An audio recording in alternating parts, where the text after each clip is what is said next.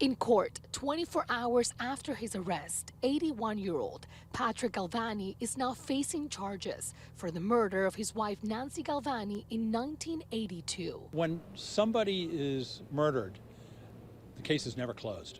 It may be inactive, but it's never closed. The couple's daughter was 5 years old at the time of the murder. Investigators credit her for pushing for justice. On Monday, she learned of her father's arrest. She was so grateful that people had listened to her.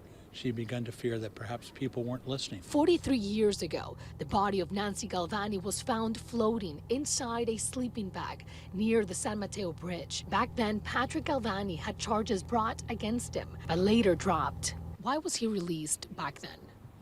We had a couple of witnesses that were not available, simply could not be found. In a statement, the Foster City Police Department said in part, despite extensive efforts over the years, the case remained unsolved until recent developments allowed investigators to move forward. Are those witnesses speaking now?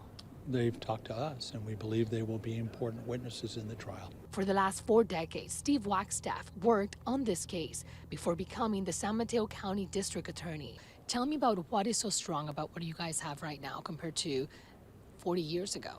We think it creates the circumstances surrounding his motive for the crime, how he did it, and where he kept her during the time period, because the body we don't believe was disposed of for a couple of days.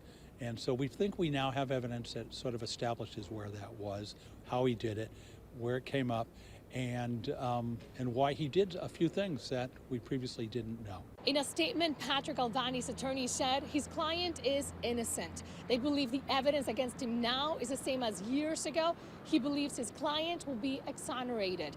Patrick Galvani is due back in court December 5th. In Foster City, Luz Peña, ABC 7 News.